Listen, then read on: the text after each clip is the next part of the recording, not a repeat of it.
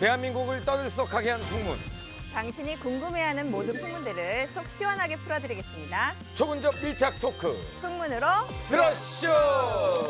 안녕하세요. 반갑습니다. 방송에 앞서 지난 69회 유병헌 전 회장과 관련해 정정보도합니다. 검찰은 유병헌 전 회장의 정관계 로비설에 대해 확인된 바가 없다고 밝혔으며 유 전 회장이 슈퍼마켓과 설렁탕 사업을 했다는 것은 확인된 사실이 아니고 세모 스쿠알렌 판매 업체들이 다단계 기업인지 확인된 바 없습니다. 또한 유 전 회장이 신도들에게 설교로 집을 팔아 헌납을 강요했다거나 최태민과 관련이 있다는 것은 확인된 사실이 아님을 알려드립니다. 마지막으로 기독교 복음침례회는 유 전 회장은 교주가 아니며 유 전 회장 관련하여 논란이 된 재산 대부분은 영농조합법인 소유라고 밝혀왔습니다. 갑작스럽게 결혼을 발표해서 굉장히 화제가 됐습니다. 박유천 씨의 결혼 상대는 바로 남양유업의 고 홍두명 명예회장의 외손녀로.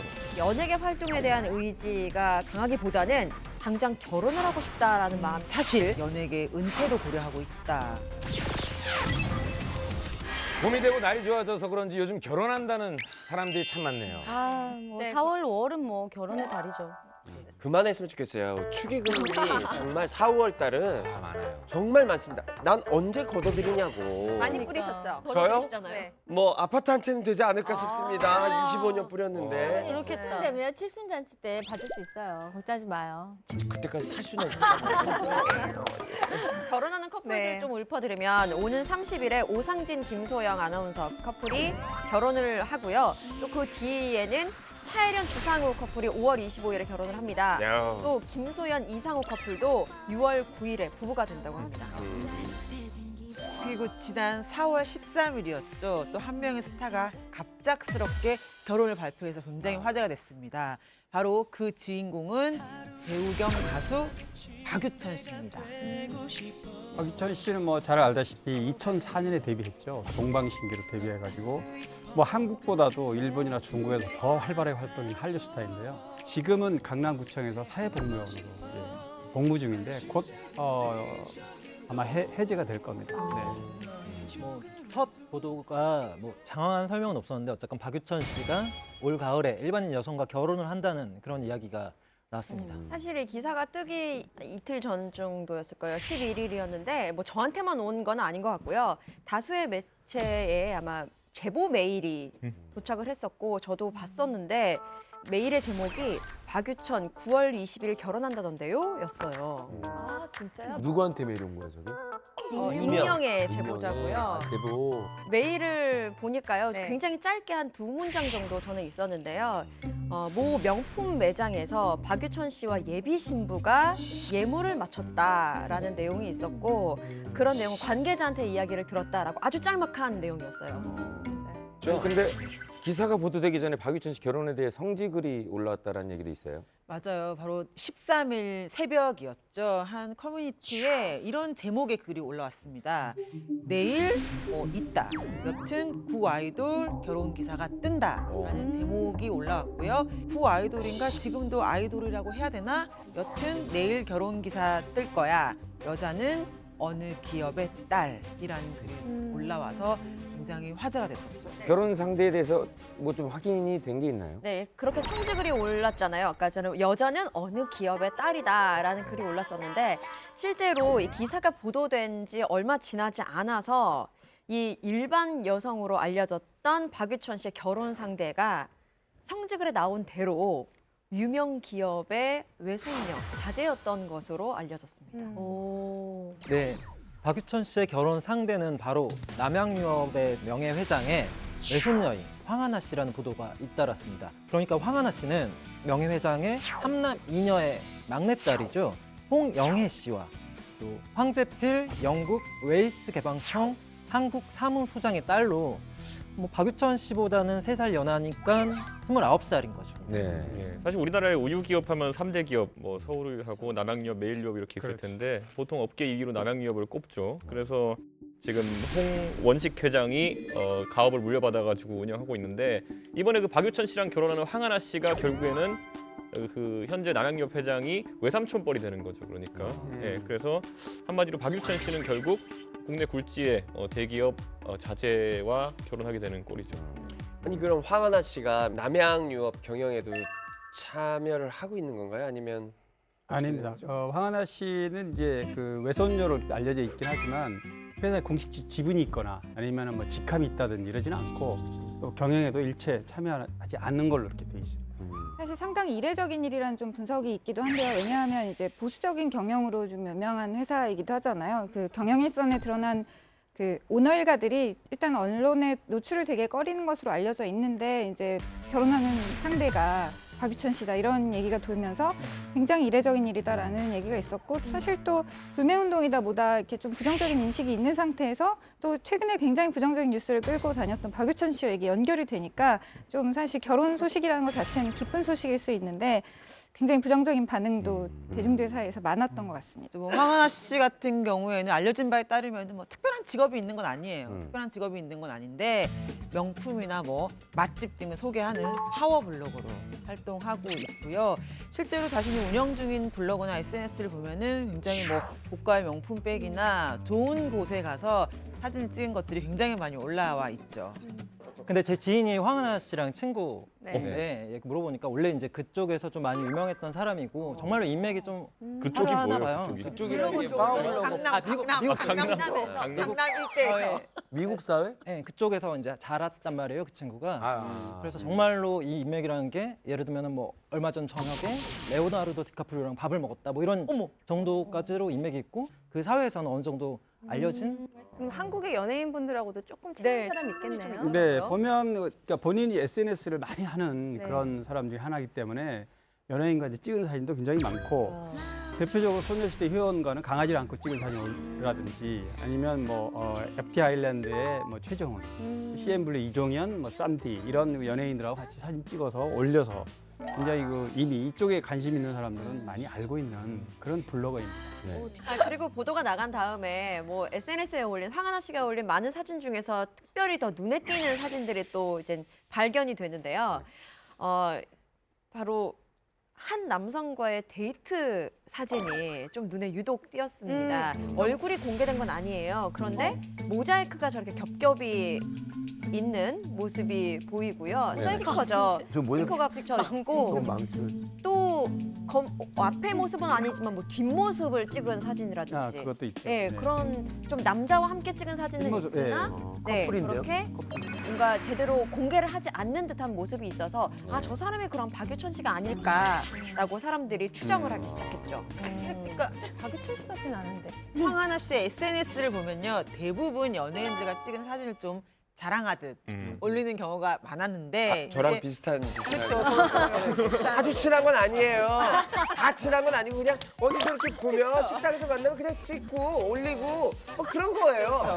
근데 유독 아까 저 먹으면서 찍은 데이트 사진만은 좀 겹겹이 좀 모자이크를 해서 저 남자가 혹시 박유천 씨가 아닌가 뭐 이런 의심이 많았죠. 아닌 것 같은데. 패션이 너무 박유천 씨 같지 않던데. 아니 일단 허벅지가 봐주죠. 그러니까 옷이 너무 안 옷이 네, 약간 옷이 등산복 아닌 것 같지 같죠. 않아요? 맞아요. 남자 3연. 못생겨서 혹시 모자이크 처리할까?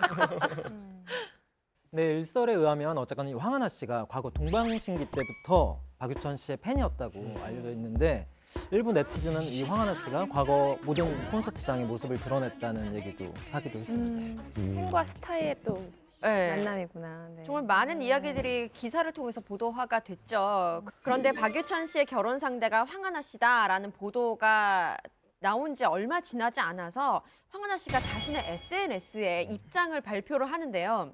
이렇게 올립니다. 기사는 다 헛소문이니까 다들 못 본 걸로 해주세요. 라고 글을 올립니다. 봤는데 어떻게 못 본 거야? 그러니까요. 그리고 황하나 씨가 올린 글을 조금 더 살펴보면 이렇게 돼 있어요. 저는 그냥 평범한 일반인이고 저 좀 그냥 내버려둬 주시면 안 될까요? 라면서 또 1년 동안 사귄 남자도 없고 사실도 아닌 걸 기사화하다니 놀라울 뿐이라면서 저도 몰랐던 제 이야기들이네요 라고 이야기를 합니다. 그러니까 많은 사람들이 기사가 오보인 건가? 아니면 동명이인인 건가? 라고까지 추측하게 되는 거죠. 또 사실 몇 시간 뒤에는 이 글마저 지워졌다가 뭐 다시 올라오고 네. 반복합니다. 그리고 SNS 자체도 뭐 공개로 했다가 네. 비공개로 했다가 그리고 여튼 뭐 심경글이 새롭게 올라오는데요. 그 내용을 좀 보면요. 오늘 같은 날 아빠도 없고 동생도 없고 없고 엄마도 없다. 나만 혼자 덩그러니 한국에 남아 있다. 가족들한테 피해가 안 갔으면 좋겠다. 나는 욕 먹어도 괜찮으니까 정말 미안하고 죄송하다라는 얘기가 뭐 심경글이 올라와 있었죠. 그렇다면 결혼 소식과 관련해서 박유천 씨의 입장은 어떤가요? 박유천 씨의 소속사가 이제 입장 발표를 한 건데요. 사실 소속사도 이 박유천 씨의 어떤 결혼, 열애 전혀 몰랐다고 하고요. 그래서 기사가 나간 뒤에야 확인 작업을 그제서야 했다라고 합니다. 그래서 아주 간단하게 보도 자료를 통해서 발표를 했는데 박유천이 올 가을 일반인 여성과 결혼을 약속했다라고 사실상 결혼을 인정했고요. 하지만 많이 그렇게 막 떠들썩한 것처럼 그 결혼 상대가 누구인지에 대해서는 좀 말을 아꼈습니다. 아직 구체적인 결혼 계획이 나오지 않은 상황에서 기사가 나왔기 때문에 그 외에 다른 말씀을 드리기는 조심스럽다. 박유천은 현재 사회복무요원으로 복무 중이며 상대 측도 일반인인 만큼 양해를 부탁드린다라면서 언급을 피했습니다. 네. 이후에 남양유업 측도 입장을 밝혔어요. 홍보팀은 사실 박유천 씨와 황하나 씨 결혼에 대해서 금시초문이다. 또 이어서 황하나 씨 같은 경우에는 회사 경영과 전혀 무관한 인물이기 때문에 결혼 여부를 확인하기 어렵다라고 공식 입장을 발표했습니다. 이 입장 때문에 한간에는 이 남양유업의 창업주의 외손녀가 아니라 그냥 동명이인인 황하나가 아니냐라는 설도 돌긴 했는데 이후에 소속사에서 그 결혼하는 박유천의 결혼한 상대가 그 황하나가 맞다. 남양유업의 황하나 씨가 맞다는 입장을 일부 매체를 통해 전달했습니다. 근데 사실 박유천 씨가 지금 사실 조심스러운 시기잖아요. 근데 전 개인적으로 이분이 언제 어떻게 황하나 씨를 만났는지도 궁금해요. 네, 박유천 씨와 황하나 씨는 지난해 가을께 좀 지인의 소개로 서로 알게 됐다고 하고요. 연인으로 발전을 한 시간은 그렇게 뭐 오래되지는 않은 것 같아요. 그런데 이제 서로 마음이 잘 통해가지고 만났는데 일각에서 들리는 말로는 박유천 씨가 이 황하나 씨에게 정말 흠뻑 빠졌다라는 이야기가 들려옵니다. 그래서 연예계 활동에 대한 의지가 강하기보다는 당장 결혼을 하고 싶다라는 마음이 더 큰 것으로 전해지고요. 또 심지어 박유천 씨가 이런 말까지 했다고 합니다. 지금은 이 여자 하나만 바라보고 싶다. 라고 이야기를 했다고 해요. 박유천 씨가 힘들 때 이 황하나 씨가 옆에서 좀 많이 그렇죠. 다독여주고 좀 마음적으로 위안이 됐었는 것 같아요. 뭐 시기가 시기인 만큼 데이트를 좀 조심스럽게 했다고 합니다. 이 매체에 따르면 제보자가 있나 봐요. 이제 그 제보자 말에 따르면은 주로 박유천 씨 집에서 데이트를 즐겼고 또 뭐 대부분 만남이 좀 조심스러운 만큼 야외 데이트를 좀 피했는데 그 아파트 빌라 내에 좀 특별한 뭐 특정 구역이 좀 있나 봐요. 거기에서 내가 두 사람이 스킨십 하는 거를 봤다. 그래서 그 여자는 연예인이 아니다라고 말을 했고 또 황하나 씨 사진을 보여주니까 이 여자가 맞다라는 이런 목격자의 얘기가 있었어요. 아니, 그런데 두 사람이 결혼하게 된 결정적인 사건이 있었다고요. 글쎄요, 이게 뭐 좋든 나쁘든 간에 결정적인 계기가 되긴 했던 모양입니다. 박유천 씨의 성폭행 혐의 고소 사건이 발단이 됐다고 하는데 지난해 대체복무 그 기간 중에 정말 세상을 떠들썩하게 한 사건이 벌어졌었죠. 무려 4명의 여성으로부터 성폭행 혐의로 고소를 당한 일이었는데 물론 이에 대해서 박유천 씨는 돈을 목적으로 한 일방적인 주장이기 때문에 나는 혐의 일체를 부인한다라고 얘기를 했었고 또 첫 고소인 그 A 씨와 그녀의 남자친구 또 사촌 오빠 그 3명에 대해서 무고 혐의로도 맞고소를 했었어요. 그 무고 혐의로 고소를 한 이유는 고소인 A 씨와 주변인들이 합의금으로 10억 원을 요구했다라는 주장 때문이었습니다. 네. 아직도 기억이 나네요. 뭐 어쨌든 결국 박유천 씨 성폭행 피소 사건 경찰 조사 결과 모두 무혐의였어요. 4건 모두 강제성이 없었다라고 무혐의가 됐고 2016년 7월 11일이었죠. 이 모든 사건에 대해서 무혐의 판정이 나서 언론에 보도가 됐죠. 네, 뿐만 아니라 박유천 씨의 성매매 혐의도 지난 2017년 3월 13일 무혐의 처분을 받았습니다. 또 하지만 아직도 이 박유천 씨와 관련된 이 소송들이 마무리가 된 건 아닌데요. 실형을 받았다는 A 씨 그리고 그 A 씨의 남자친구인 B 씨가 이 판결에 불복을 했고 항소장을 제출하면서 지난 3월 22일 첫 항소심이 진행됐습니다. 근데 저는 이 사건이 박유천 씨 결혼에 영향을 줬다라는 게 좀 이해가 안 가는 게 대부분 이런 사건이 일어나면 조금 뭐 결혼이 조금 지연이 된다거나 두 분의 사이가 조금 더 안 좋아질 수 있지 않을까요? 오랜 시간 재판이 또 이어지기도 했고 워낙 박유천 씨 이 사건을 둘러싼 정말 자극적인 단어들이 굉장히 난무했었잖아요. 네네. 그만큼 박유천 씨가 겪는 그 개인적인 고통, 정신적인 피해가 굉장히 컸던 것으로 전해지는데 바로 그때 가장 힘들었을 그때에 황하나 씨가 곁에서 그 옆을 지켜줬다고 하고 또 각별히 챙겨줬다고 합니다. 그러면서 두 사람이 자연스럽게 연인으로 발전을 하게 됐고 결혼까지 결심을 하게 된 배경이 됐다고 합니다. 가장 힘들 때 옆에서 맞아요. 네네. 해주면 더 맞아요. 고맙죠. 네. 어찌 보면 결혼 얘기가 나와서 박유천 씨가 어떤 새로운 어떤 계기를 만들 수도 있고 지금 그런 상황인데요. 그 결혼 부분에 대해서는 뭐 여러 가지 분분합니다. 일단 9월이 예정대로 하면 유력합니다. 왜냐하면 8월 달에 박유천 씨가 이제 소집 해제가 되거든요.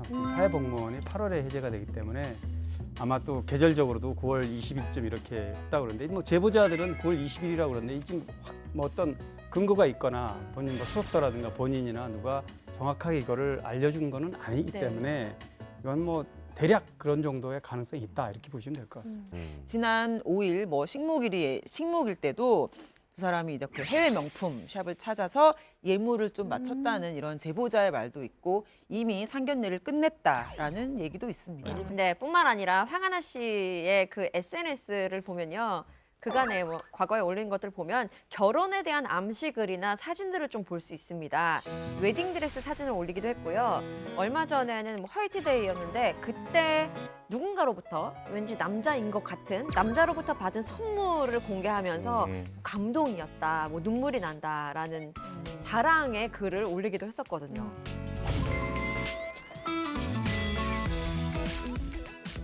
갑작스러운 결혼 발표인 만큼 향후에 박유천 씨의 연애 활동에 대해서도 궁금해하시는 분이 많을 것 같은데요. 네, 사실 박유천 씨 아까 말씀드린 것처럼 8월에 소집 해제입니다. 그래서 그 이후에는 복귀를 시도를 할 수 있는 상황이긴 한데요. 측근의 말에 의하면 연예계 활동에 대한 의지가 크지 않은 것으로 전해지고 당장 결혼을 하고 싶다라는 마음이 무엇보다도 우선순위에 있는 것으로 전해지고 있습니다. 맞아요. 실제로 최측근 멘트를 제가 그대로 좀 읽어드리면 박유천 씨는 현재 연예계 활동에 전혀 욕심이 없다. 사실 연예계 은퇴도 고려하고 있다라는 얘기가 있습니다. 아무래도 뭐 이런저런 시련을 겪으면서 연예계 활동보다는 좀 안정적인 삶을 살고 싶은 마음이 아닐까 이런 생각이 드네요.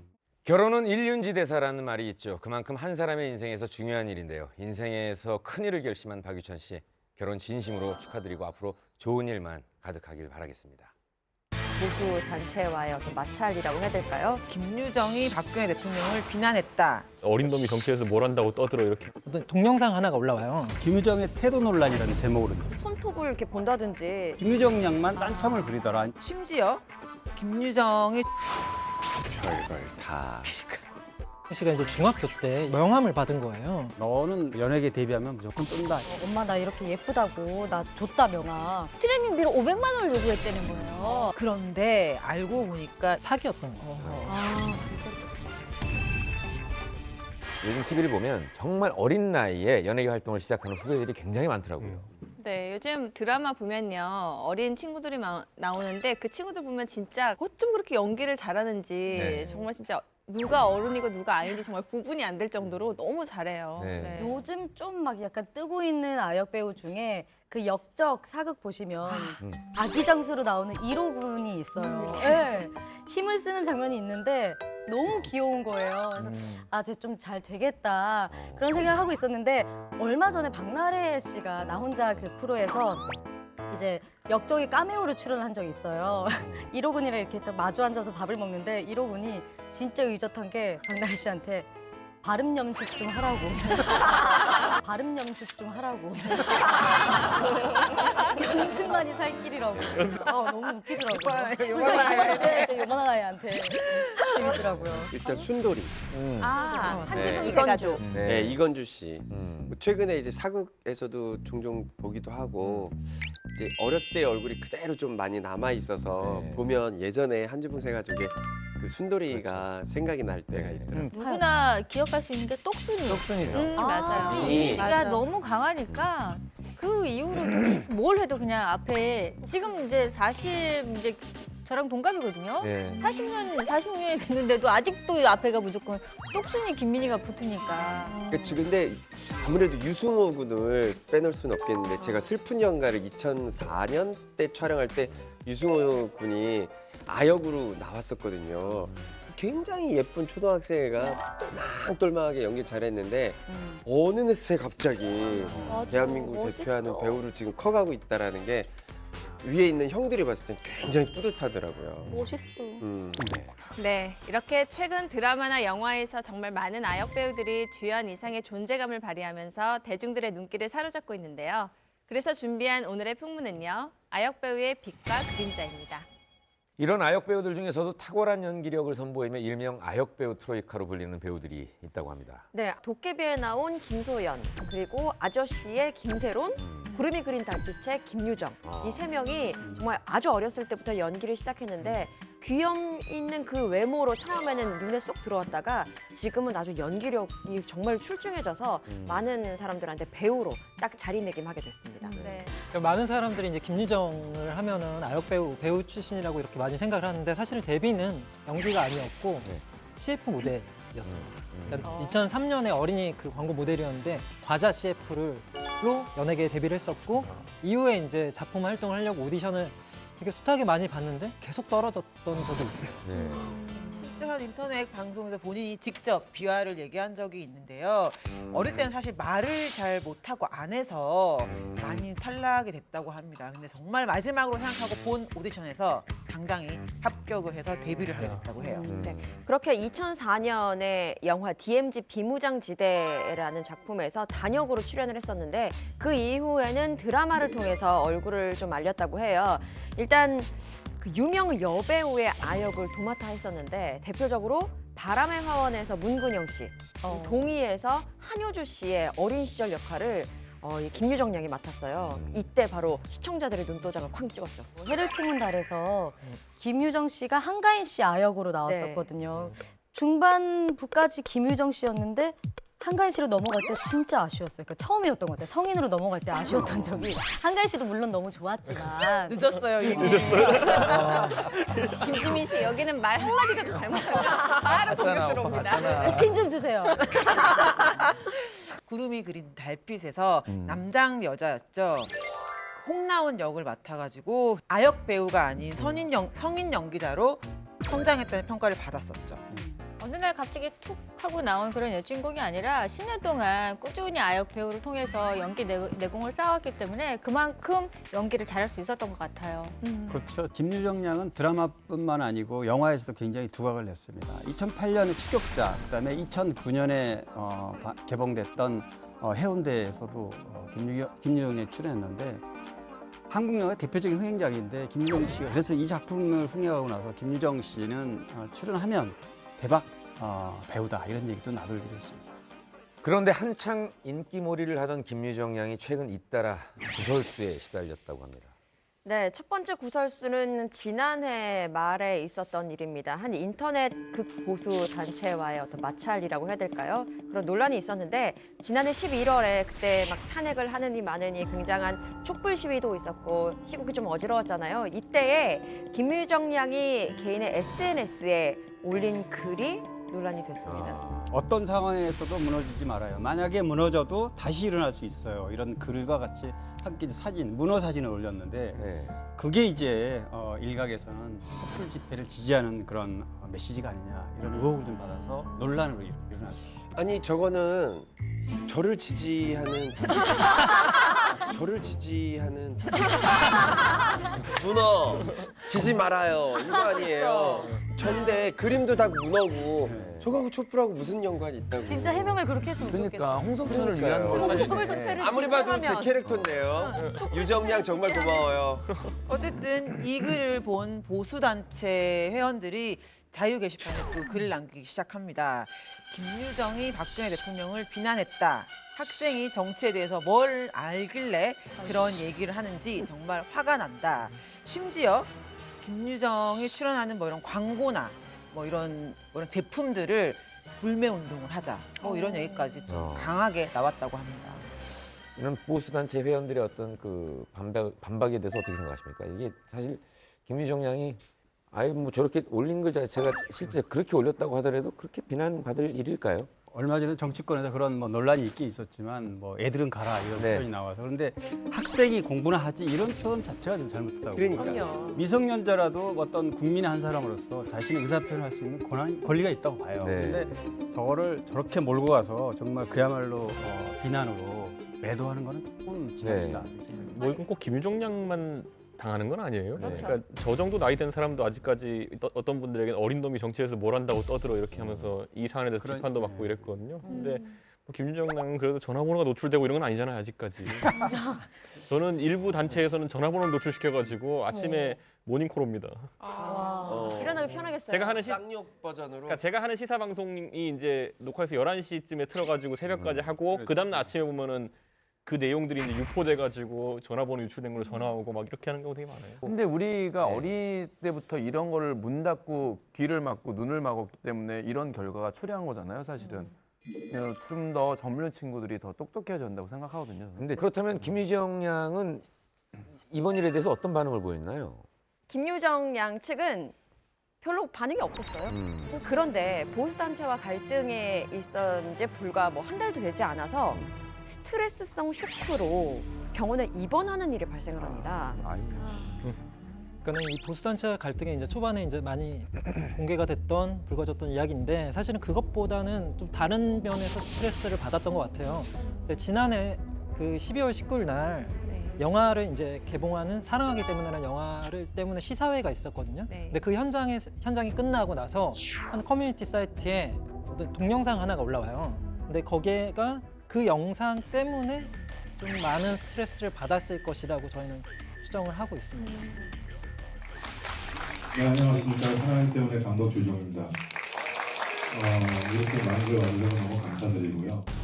차태현 씨는 감독이 얘기하는 거에 리액션까지 곁들여가면서 이렇게 경청하는 그런 모습이고 또 서현진 씨 역시 감독이 말하면 박수까지 친다든지 관객의 반응을 유도하는 그런 장면이었는데 유독 김유정 양만 한쪽에 짝다리를 대고 이렇게 서 있으면서 딴청을 부리더라. 이제 이런 것 때문에 논란이 있습니다. 말씀하신 것처럼 짝다리도 이렇게 집으면서 약간 비스듬하게 서 있어서 전체적으로 좀 산만한 모습이 보였고요. 그냥 있어서 가만히 서 있는 것도 아니고 계속 계속 손톱을 이렇게 본다든지 다른 사람이 이야기하고 있는 와중에도 저런 모습을 보였기 때문에 좀 논란이 있었습니다. 많은 사람들의 시각은 여기서 그친 것이 아니다라고 보고 있어요. 왜냐하면 관객들을 만나는 그 자리가 이 한 관이 아니라 여러 관에서 진행이 되잖아요. 근데 다른 관에서 진행된 무대 인사 때도 자신의 인사가 끝난 뒤에는 뒤에 뭐 난간 쪽에 살짝 기대서 짝다리를 또 짚고 있었다고 하면서 사진이 이렇게 돌았습니다. 그래서 좀 곤경에 처했죠. 어쨌든 저 동영상이 유포된 이후에는 김유정 씨 인성 자체에 문제가 있는 게 아닌가라며 논란이 좀 한동안 불거졌었죠. 근데 사실 저도 뭐 시사회를 많이 이제 취재 때문에도 가고 그냥 관객으로서도 많이 가는데 그 자리가 뭐 다들 막 영화에 대한 기대감으로 차 있고 이제 좀 허물없이 좀 인사하고 뭐 이렇게 잘 봐주세요 이렇게 좀 피어란 자리이기 때문에 충분히 나올 수 있는 행동이었다고 생각하고 물론 100점은 아니었어요. 하지만 조금 거슬려 보일 수 있지만 약간 어린 여자 배우이기 때문에 무조건 예의 바라야 돼, 무조건 여성스러워야 돼라는 기준을 너무 폭력적으로 이렇게 결부시킨 건 아닌지 만약에 이상하다는 생각이 들었어요. 만약 김유정 씨가 마지막에 인사하는 그 부분에서 스틸로 딱 잡혀서 완전히 숙인 장면이 기사에 예를 들어서 났다면은 와 때와 장소를 가리지 않는 폴더 인사 해가지고 엄청 또 예의 있는 사람으로 비춰질 수도 있었겠죠. 근데 저 유정 씨 행동이 저도 약간 저런 적이 있었던 게 제작 발표회 때 좀 길어지잖아요. 1시간 동안 쭉 얘기만 하다 보니까 본인이 무신경해질 때가 있어요. 다른 사람 얘기 들을 때. 저는 이제 방송을 할 때 다리를 꼬지 말아야지라는 생각을 늘 하거든요. 늘 하는데 이게 버릇이 아직 덜 됐을 때, 지금 버릇이 됐지만 덜 됐을 때 저도 모르게 꼬고 있더라고요. 순간, 그러니까 제 스스로. 내려야지. 근데 순간 딱 인지가 된 거예요.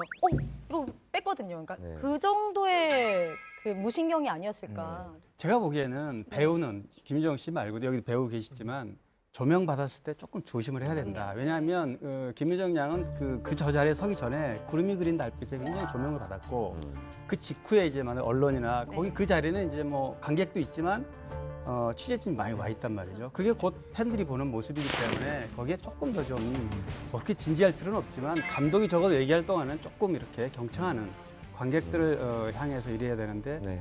그냥 딴청하는 것처럼 비춰진 게 조금 논란이 되지 않나 싶어요. 이와 관련해 김유정 양은 어떤 반응을 보였나요? 그러니까 김유정 소속사인 사이더스에서 공식 입장을 밝혔는데 최근 온라인상에서 제기된 이 김유정의 태도 논란, 태도에 대한 문제점을 모두 인지하고 있다. 또 김유정 또한 태도에서 비롯된 논란에 대해 깊이 반성하고 있다라는 입장을 밝혔습니다. 김유정 양도 어렸을 때부터 이렇게 활동을 했지만 정말 예상치 못하게 이런 일이 터지면서 마음고생이 굉장히 심했던 것으로 전해져요. 그래서 결국 12월 26일입니다. 이 영화 사랑하기 때문에 VIP 시사회 스케줄을 마친 후에 스트레스성 쇼크로 병원에 이송됐고 결국 입원까지 하게 된 것으로 전해졌죠. 결국 유정 씨는 연말 시상식까지 모두 취소를 하게 되고 해를 넘겨서 1월 초에 퇴원을 했다고 합니다. 굉장히 스트레스를 많이 받은 것 같아요. 퇴원 후에는 이제 어쨌건 연극 작품으로 출연을 했다고 이제 알려져 있는데 그게 이제 공식적으로 이제 뭐 나와서 하는 사회에서 하는 그런 연극이 아니고 현재 재학 중에 고향 예고에서 이제 학교 안에서 하는 연극 공연에서 극 중에 이제 소녀 역할을 맡았죠. 근데 이제 뭐 아시다시피 완전 프로잖아요. 프로 배우잖아요. 그러다 보니까 정말 수준급 아마추어들 사이에서 엄청난 실력을 보여주면서 엄청나게 관객들에게 큰 박수갈채를 받았다는 것으로 알려져 있습니다. 당돌하고 약간 엉뚱한 꼬마 역할을 했었는데 시트콤의 인기를 견인했다고. 맞아, 최고였어. 20살이 되던 해 정말 충격적인, 파격적인 선택을. 노출 화보에도 같이 이제 등장을 해서 출연할 수밖에 없었던 이유가 아버지의 라고 합니다. 스트레스가 너무 심했던 나머지 죽이고 싶었다. 이 정도. 과거 아역 배우 중에서 아역 이미지를 벗기 위해 과감한 결단을 하는 경우도 많은데요. 대표적으로 원조 국민 여동생이라는 타이틀을 가지고 있을 정도로 아역 배우 활동 당시에 엄청난 영향력을 발휘했던 분입니다. 바로 그 이재은 배우 이재은인데요. 네. 많은 분들이 1987년에 방영됐던 토지라는 드라마, 이 드라마에서 어린 서희로 이제 연기를 했는데 지금 제 생각에도 그때 그 카리스마 넘치는 어린 나이도 불구하고 그런 이미지가 굉장히 기억에 남는데 93년에 이제 KBS 1월이라는 드라마로 출연을 했고 이때 그해 연말에 KBS 연기대상 아역상을 받을 만큼 굉장히 대표 아역 탤런트로 자리매김했습니다. 저도 기억이 나는데요. 정말 눈망울이 똘망똘망하고 웃을 때 정말 너무 귀엽고 이런데 또 연기할 때 보면 당차고 흔들림 없고 뭐 그 당대 최고의 배우 성인 배우들과 이렇게 맞주 쳐도 전혀 흔들림 없는 아주 카리스마가 있는 그런 아역 배우였어요. 이렇게 이제 아역 배우로 활약을 많이 했던 이재은 씨가 정말 20살이 되던 해 정말 충격적인, 정말 파격적인 선택을 해서 모두가 관심을 집중했는데 진짜 저희도 이거 나갔을 때 엄청 충격을 많이 받았는데 성인 영화였죠. 1999년에 나온 노랑머리라는. 맞아요. 이재은 씨가 그 아역 배우로서의 꼬리표를 떼기 위해서 선택한 영화가 노랑머리다라고 그때 당시에 밝혔었는데 사실 뭐 성인 영화라고 하지만 그간에 어렸을 때부터 꾸준히 연기 활동을 했었기 때문에 굉장한 연기 내공으로 이마저도 완벽하게 소화해냈죠. 그래서 그해 청룡영화상과 대종상에서 신인상을 수상을 했습니다. 연기력으로 굉장히 인정을 받았어요. 하지만 일각에서는 갑작스런 변화에 이재은 씨에게 또 비난을 했는데 뭐 연기 변신을 한다며 별짓을 다 한다라는 막말도 많이 쏟아졌다고 합니다. 그런데 사실은 이재원 씨가 이 노란 머리에 출연할 수밖에 없었던 이유가 있었다고 하는데요. 그게 뭐냐면은 아버지의 사업 실패라고 합니다. 당시 뭐 IMF 당시에 아버지가 사업에 실패하면서 집안이 굉장히 힘들었을 때였다고 해요. 집안에 도움을 주고자 출연했던 거였던 거죠.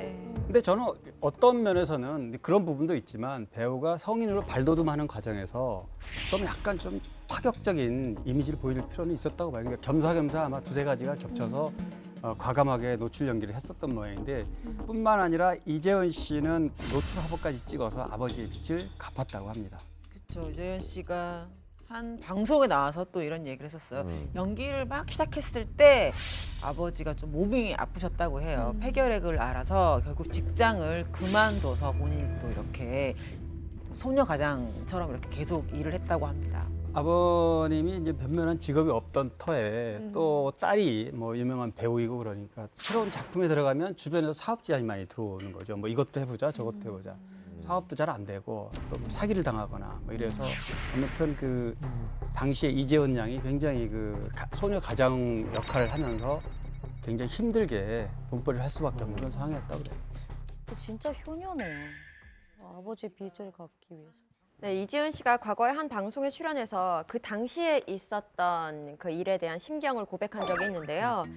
앞서서 아버지의 그런 일들이 좀 반복되다 보니까 아버지에겐 정말 한번 자기의 심경을 제대로 토로한 적이 있었다고 해요. 내가 돈 버는 기계야. 나도 다른 애들처럼 아빠의 용돈을 받으면서 좀 살고 싶다라고 이야기를 했다고 해요.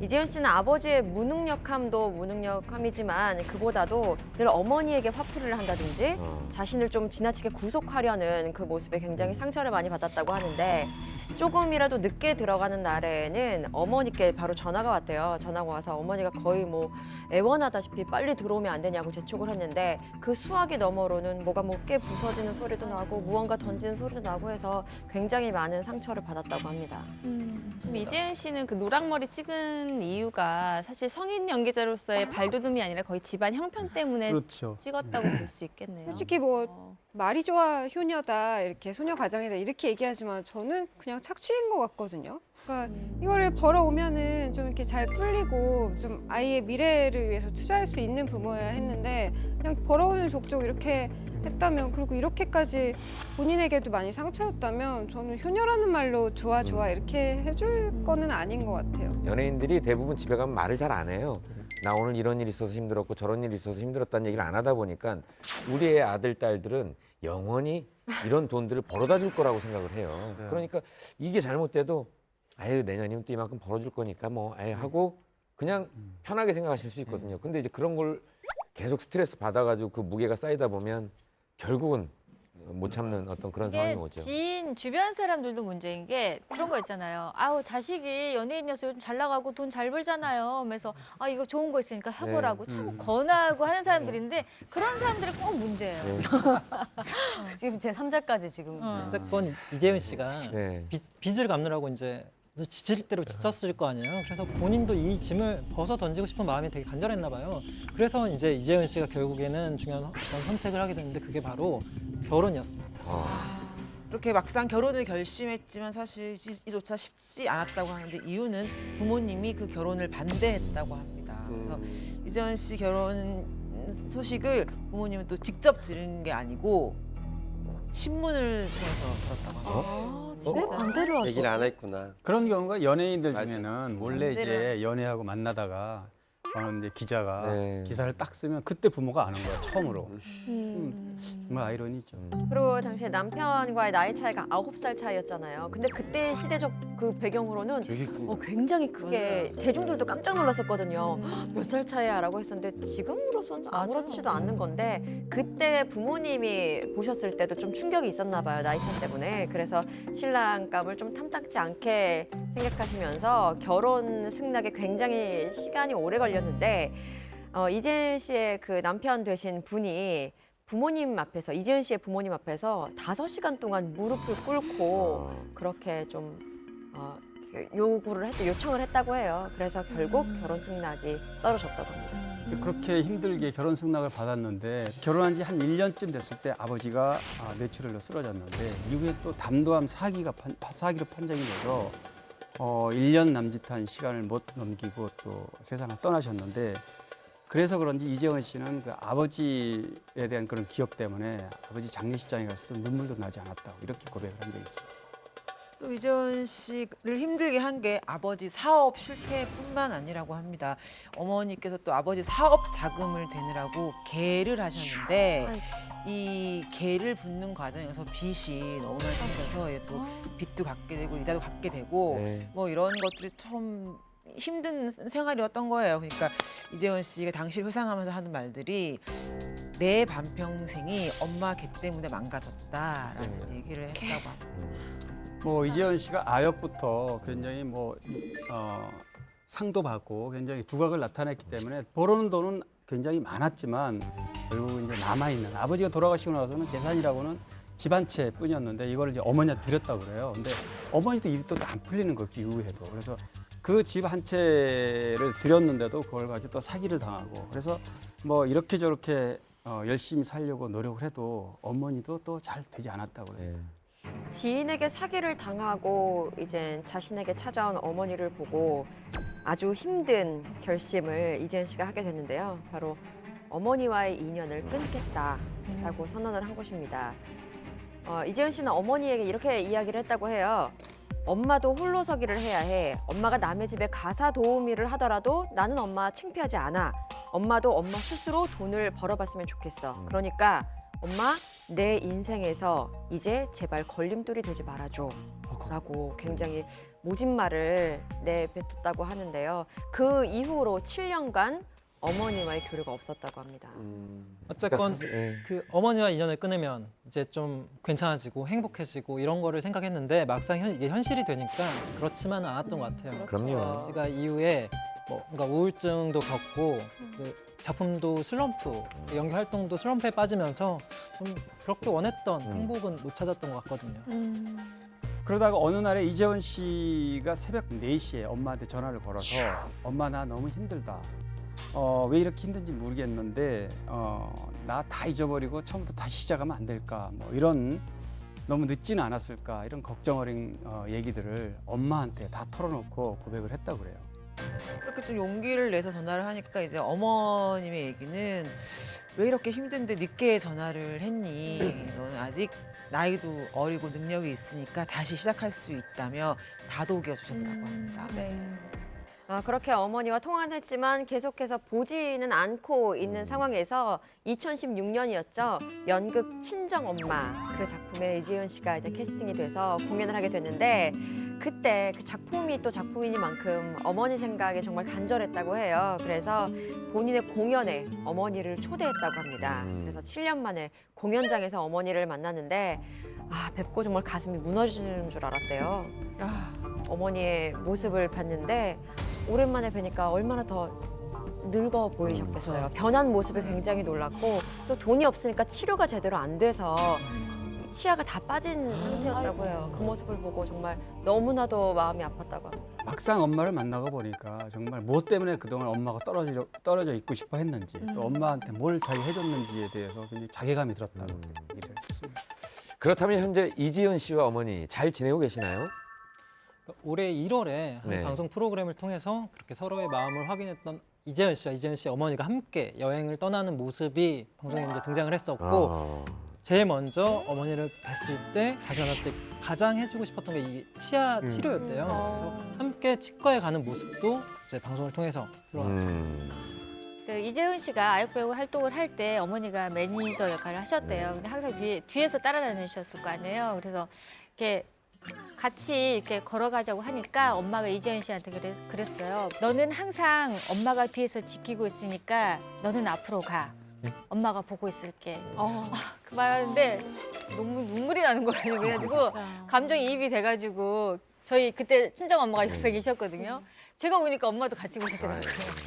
그래서 눈물 빠져.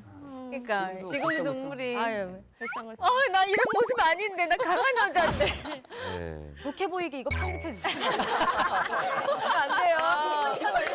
나 강한 여자야. 눈물 흘려서. 더욱더 안타까운 거는 이재현 씨가 과거 아역 배우였을 때 그 연기력과 그 이재현 씨의 카리스마가 우리의 머릿속에는 정말 대단한 배우로 성장할 것이다 라고만 생각했던 그 모습이었거든요. 근데 그 이후에 이렇게 안 좋은 일들만 좀 생기다 보니까 정말 우리 동생 같고 우리 어머님들 입장에서 우리 딸 같고 막 이래서 그 마음이 더한 것 같습니다. 어쨌든 현재 어머니와 화해를 하고 난 이후에 드라마죠. 당신은 너무합니다. 명품 조연으로 정말 예전 같은 정말 까랑까랑한 연기력으로 굉장히 큰 사랑을 받고 있습니다. 되게 내일처럼 기분 좋더라고요. 네. 되게 밝은 모습으로 돌아오니까. 이재은 씨만큼이나 아역 배우에서 성인 배우로 넘어오면서 혹독한 성장통을 겪은 배우가 있다는데요. 다들 아시는 배우죠? 김성은 씨입니다. 미다리. 네.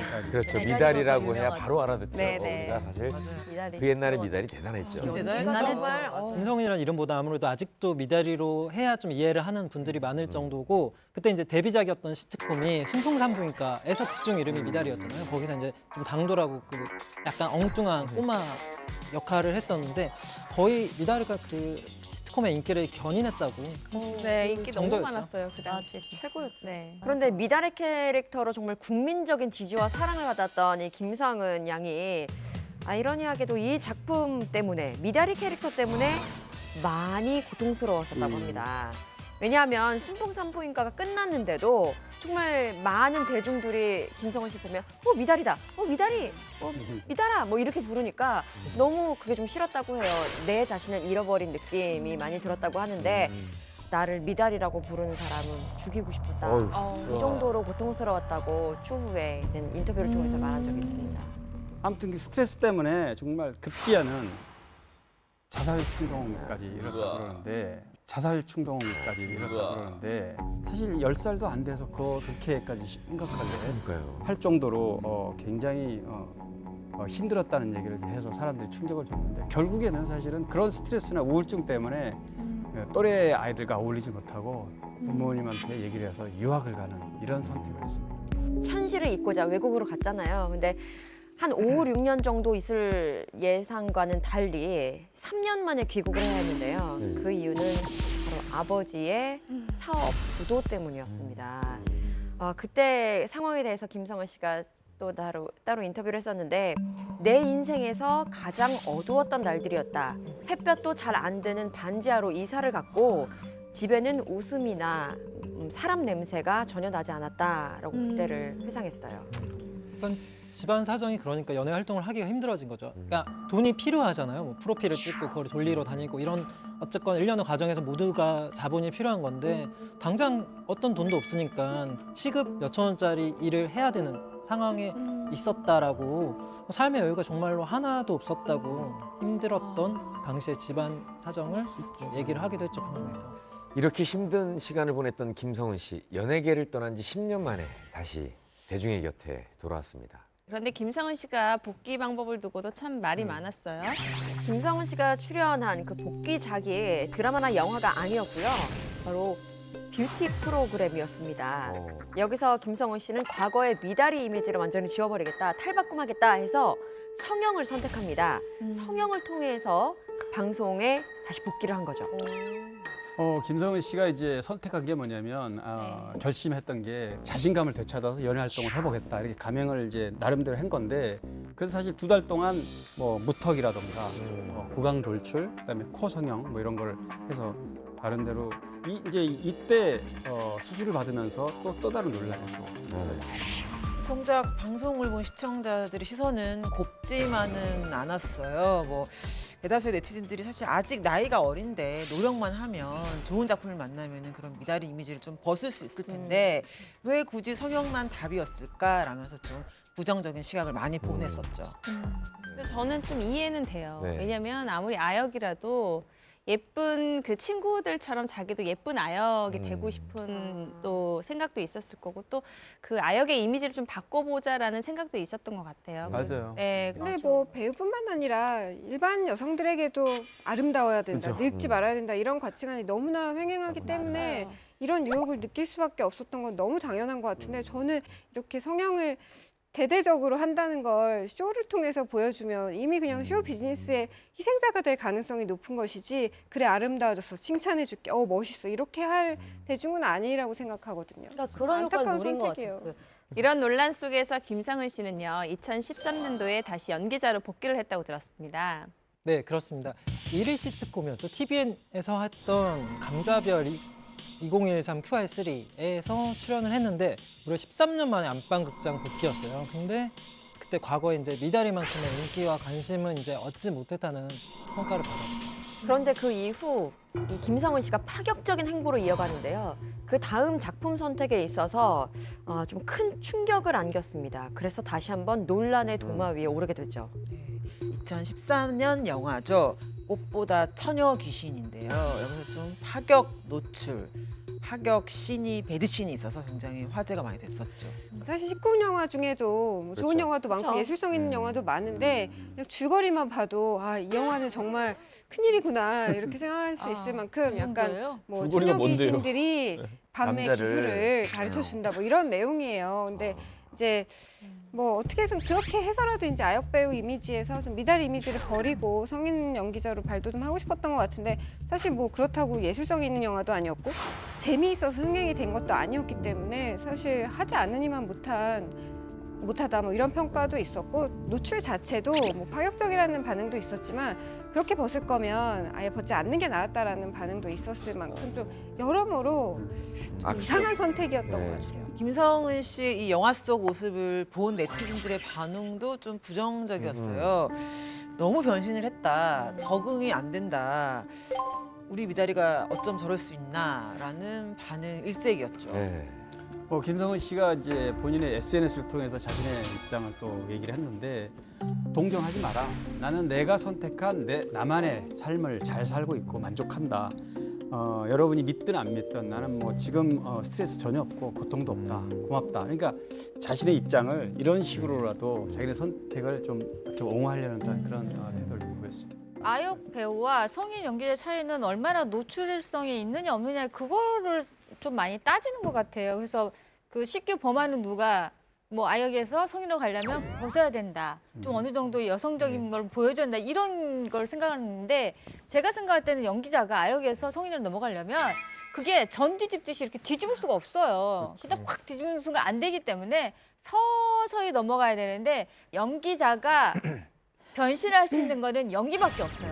꾸준하게 해야 된다. 근데 저는 보면 한은정 씨나 김가연 씨 그리고 홍석천 씨도 배우로 활동하면서 현장에서 아역 배우들이 성인 배우로 연기 변신을 시도하면서 겪게 되는 그 성장통 본 적이 있을 것 같은데 그렇죠. 현장에서 어떤 기분이 좀 들던가요? 어렸을 때는 워낙 귀엽고 또 모든 선배님들이나 스태프들한테 귀여움을 받고 그냥 귀여움만 받는 게 아역 배우예요. 근데 서서히 크다 보면 자립해야 되거든요.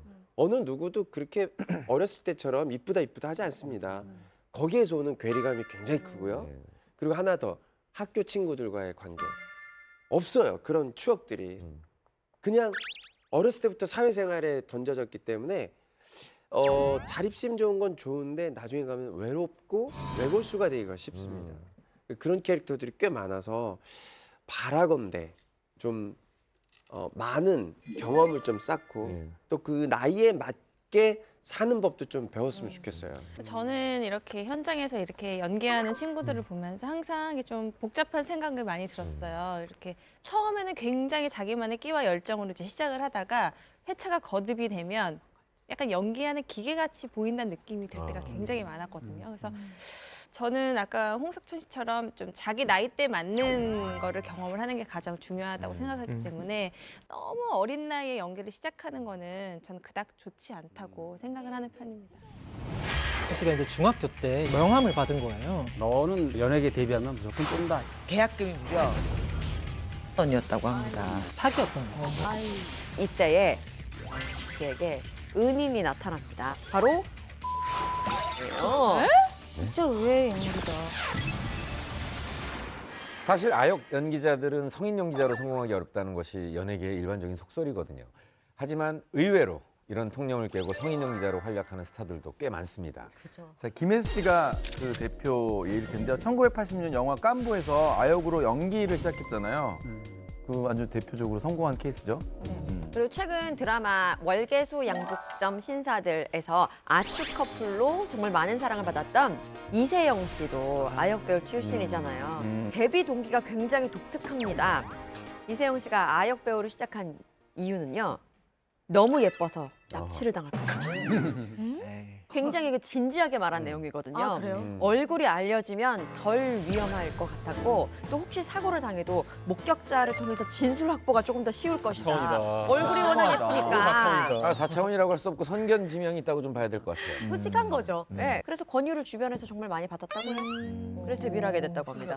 네, 또 안성기 씨, 배우 안성기 씨도 아역 배우 출신인데 1957년에 그 김기영 감독의 영화였죠. 황혼열차라는 걸로 57년. 데뷔를 했어요. 6살 때 했고 박신혜 씨도 사실은 이제 천국의 계단이라는 작품에서 최지우 씨의 아역으로 아역 데뷔를 했습니다. 이분 역시 아역 배우로 시작해서 성인 배우까지 성공적으로 자리 잡은 분이 아닐까 싶습니다. 귀여운 외모에 걸맞는 사랑스러운 캐릭터로 안방극장뿐만 아니라 영화계까지 접수한 이 배우 바로 박보영 씨입니다.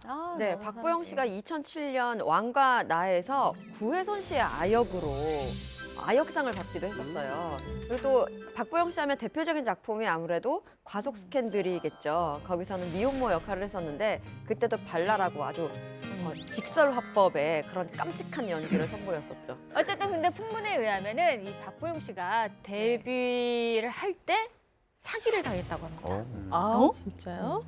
박보영 씨가 이제 중학교 때 연극 동아리 활동을 하면서 이제 배우로서의 꿈을 키웠는데 중학교 3학년 때 서울에 사는 이모의 집에 놀러 왔다가 거기 이제 길거리 캐스팅이라고 하죠. 거기서 명함을 받은 거예요.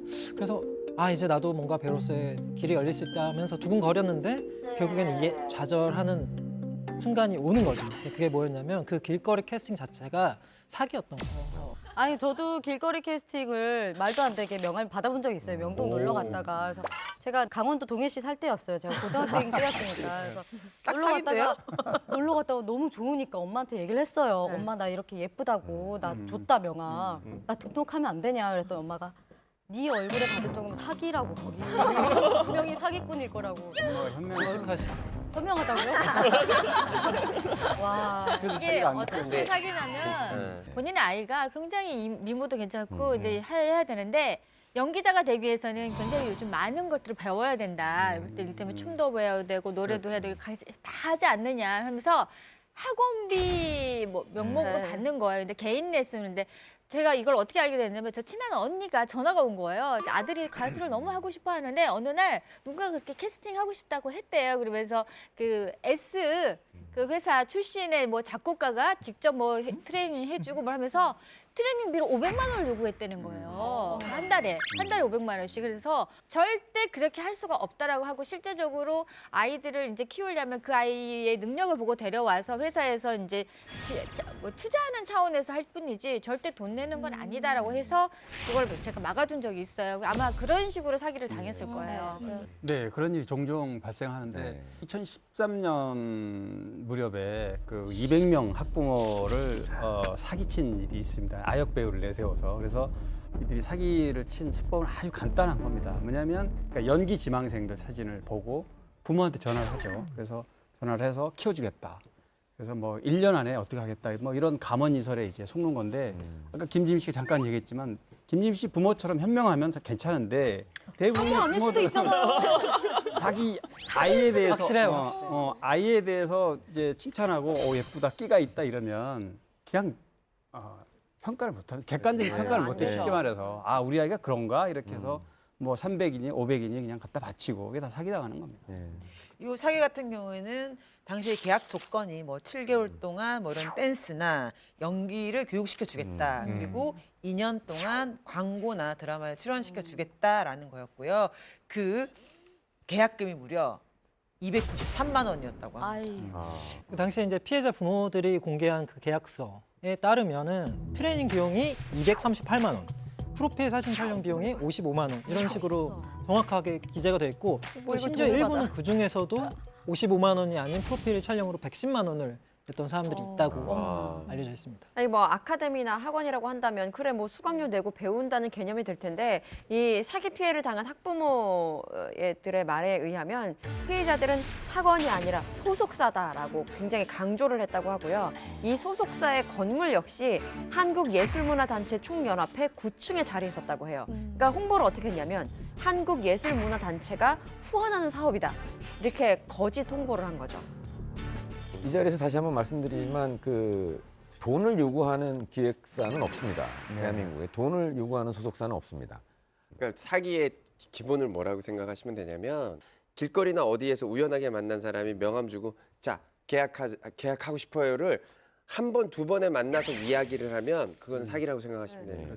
기획사 입장에서 이 친구가 예쁜 거 빼고 어떤 재능이 있는지도 모르고 어떤 성격인지 전혀 모르는 상태에서 계약을 하자라고 대뜸하는 기획사는 거의 없어요. 그러니까 그거만 생각하시면 됩니다. 네, 또 아역 배우 중에 또 잘 자란 아역 배우 하면 저는 딱 이분이 먼저 딱 떠오르더라고요. 국민 여동생이죠. 바로 배우 문근영 씨예요. 네. 문근영 씨 이미지가 원래 눈도 좀 크고 좀 어리고 맑고 순수한 이미지다 보니까 아직도 뭐 어리다고 생각하는 분들 되게 많은데 벌써 나이가 31살이라고 합니다. 진짜? 30이 넘었다고요?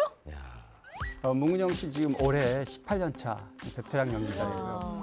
근데 연기꿈은 아주 어려서부터 이제 키웠는데 초등학교 3학년 때 백설공주라는 그런 연극을 학교에서 했는데 색다른 모습을 표현하는 거 이런 거에도 굉장히 재능이 있었고 그런 거에 흥미를 갖다 보니까 연기 꿈을 키우게 돼서 지금 오늘날의 문근영이 탄생합니다. 평소 문근영 씨의 부모님은 뭐 피아노, 뭐 미술, 태권도 이런 문근영 씨가 배우고 싶다라고 하는 것은 전폭적으로 지지를 해서 배우게 해줬대요. 그런데 연기 학원을 보내달라는 요청은 택도 없다면서 절대적으로 허락을 안 했다고 합니다. 그런데 이렇게 그냥 배우의 꿈이 접어지나 끝나나 싶은 이때에 문근영 씨에게 은인이 나타납니다. 아유, 이럴 때 꼭 은인 나타나더라. 그러니까요. 이게 드라마의 시작이야. 은인이 누구요? 의외의 인물이에요. 네. 바로 고 김대중 전 대통령이에요. 진짜 의외의 인물이다. 네, 부모님의 반대에도 이제는 그 배우의 꿈을 놓치지 않고 있던 이 문근영 씨가 초등학교 4학년이 됐을 때 다시 한번 나 연기학원 보내달라라고 요청을 했다고 해요. 그러니까 부모님이 그냥 하셨던 말씀이 이거였다고 합니다. 김대중 후보가 대통령이 되면 내가 그때 보내줄게 라고 말씀하셨다고 해요. 그래서 문근영 씨는 뭐 정치고 뭐고 그거 다 필요 없고 일단 김대중 후보가 꼭 대통령이 되게 해주세요. 맨날 기도를 했다는 거죠. 근데 결국 됐잖아요. 그래서 간절한 기도가 개인적인 기도로 다 완성이 된 일이 벌어졌다. 그러니까 무슨 PD 김대중 씨 이게 아니라 김대중 대통령이 되면 연기 학원을 1년 정도 다녔을 때 이제 찍었던 프로필 사진을 방송사 관계자가 보게 되면서 이제 정말 연예인으로서 활동이 인연이 시작이 되는데 1999년에 TV는 사랑의 식구라는 프로그램 이제 기억하시잖아요. 거기에서 문근영 씨가 재연 배우로서 첫 연기를 시작합니다. 근데 문근영 씨 연기 인생에서 아마 어떤 인생작이라고 하면 바로 이 작품입니다. 아마 기억하실 텐데 가을 동화, 송혜교, 송중원 주연 맡았던 워낙 유명했던 드라마죠. 근데 이 작품에서 이제 송혜교 씨의 어린 아역을 이제 연기를 했고 거기서 이제 두각을 나타냈습니다. 그리고 이후에 이제 명성황후라는 작품에서 어린 명성황후로 아주 확실하게 본인의 캐릭터를 각인시켰습니다. 이제 문근영 씨 같은 경우에는 그 가을 동화에서부터 어린 신부로 아주 사랑을 독차지했는데요. 그럼 문근영 씨에도 시련이 옵니다. 문근영 씨가 수험생이던 2005년도에 불거진 논란인데요. 바로 독방 수능 논란입니다. 독방이요? 이게 어떤 내용이냐면 보통 뭐 수능 시험 볼 때는 이제 대부분 친구들은 배정된 반에 가서 시험을 보는데 문근영 씨는 혼자 독방에서 시험을 보게 되는 일이 벌어집니다. 근데 이게 논란이 됐던 거는 그동안 지금까지는 연예인들이 다 한 방에서 했는데 처음으로 문근영 씨는 독방에서 시험을 봤기 때문에 논란이 된 겁니다. 특혜가 아니냐. 그래서 혼자 하다 보니까 시험관은 물론 있을 거 아니겠습니까? 혹시 시험관이 대신 봐준 거 아니냐 뭐 이런 오해도 있었고 그래서 뭐 어쨌든 형평성에서 문제가 있다 이런 문제 제기를 한 겁니다. 하지만 일각에서는 특혜를 준 게 아니라 교육청의 배려이다라는 설도 있었어요. 왜냐하면 이 소속사 측에서 밝힌 내용이긴 한데 수능 전날에 보통 예비 모임 뭐라 그러죠? 예비 소집을 하잖아요. 이때 문근영 씨와 한 반에서 보게 될 학생들과 학부모들이 좀 같이 시험을 보는 것이 부담스럽고 시험에 지장을 줄 수도 있을 것 같다. 조율 좀 해달라라고 학교와 교육청에 요청을 했었다고 해요. 그래서 이런 결과가 나왔다고. 워낙 인기가 그 많으니까. 정도로 인기가 많았으니까. 이때가 최고였어요. 그 어린 신부가 2004년도였고 수능을 친 연도가 2005년도였어요. 그러니까 최고일 때 시험을 봤어서 이런 일이 됐는데 결국 교육청도 입장을 발표합니다. 타수험생을 배려해서 문근영 씨를 독방 수능을 치르게 했다라고 밝혔습니다. 집중 안 될 수도 있을 것 같아요. 맞아요. 그럴 것 같아요. 네, 뿐만 아니라 2005년 12월에 문근영 씨가 성균관대학교 그 2차 수시 입학 자기 추천자 전형에서 국어국문학과를 합격을 했다는 소식이 전해졌어요. 그때 이제 이게 왠지 특례 입학이 아니냐라는 시선이 좀 많았던 것도 사실이고, 제가 그때 이제 학교를 다니고 있던 저희 후배로 들어왔을 때였는데 저희는 그냥 좋았습니다. 어쨌건 저희 학교 그 그게 무슨 결론이죠? 왜냐면은 적인 결론. 너무 예쁘시더라고요. 보니까 네. 교정에서 걸어다니는 게 인형 같고. 그 당시에 각 대학의 분위기가 이제 연극영화과나 이제 방송에 관련된 학과가 막 밀물듯이 많아지면서 서로 이제 유명인을 유치하는 경쟁이 좀 심했던 때여서 그때가 아마 시발점인 것 같던데. 아무래도 영국영화과가 아니고 국어국문학과로 들어오면서 아무래도 이제 똑같이 공부를 했던 친구들 입장에서는 이게 좀 불공평한 게 아니냐라는 사실 의견이 있었던 것도 맞는데, 학교 입장에서 이제 공식 입장을 밝혔던 게 어쨌건 문근영 씨는 우리가 내세운 전형 절차와 이런 개량화된 기준에 맞춰서 합격을 했다라고 이런 논란 자체를 일축시켰습니다. 대학 입학을 두고 논란이 있었지만 배우는 연기력으로 승부를 본다고 하지 않습니까? 다행히 문근영 씨는 아역 배우의 타이틀을 깨고 성인 연기자로도 인정을 받았습니다. 맞습니다. 2008년도였죠. 바람의 화원이라는 드라마로 남장 여자 신윤복 역을 맡아서 굉장히 큰 사랑을 받았고 결국 소녀 이미지를 벗는 데 성공을 합니다. 그래서 그 해였죠. 22살의 어린 나이에 연기 대상을 거머쥐게 됩니다. 네, 다방면에서 활약을 하며 대중에게 다양한 매력을 선보인 문근영 씨. 그런데 최근에 모두를 안타깝게 하는 소식을 전해주기도 했다면서요? 네, 지난 2월이었죠. 문근영 씨가 연극 로미오와 줄리엣에 출연 중이었는데 돌연 공연을 취소를 합니다. 그 이유는 희귀병 때문이에요. 네. 어떤 위기병? 이 연극 로미오와 줄리엣 지방 공연을 앞두고 있었는데 갑자기 오른쪽 팔에 통증이 와서 이제 올 초죠. 2017년 2월에 병원에 가보니 급성 구획 증후군이라는 진단을 받고 급히 응급수술에 들어가게 됩니다. 엄청 아프대요. 결국 이 병이 결국 근육하고 어쨌든 그 신경 조직이 혈액이 충분히 혈류가 있지 않으면 이제 발생하는 병인데 이거 심해지면은 제때 처치를 안 하면은 이거 뭐 조직의 괴사까지 일어날 수 있다고 하니까 굉장히 심각한 병이죠. 2017년 2월 3일에 어쨌건 추가 수술, 문근영 씨가 추가 수술을 더 받아야 된다는 이게 입장이 나왔고 이걸 미룰 수가 없게 된 거죠. 그러니까 부득이하게 정말 절대적인 안정도 취해야 되고 하니까 예정되어 있던 지방으로 가야 됐던 연극이었던 로미오와 줄리엣 이 지방 공연을 취소하게 된 거죠. 어쩔 수 없이. 그렇다면 현재 문근영 씨의 상태는 어떤가요?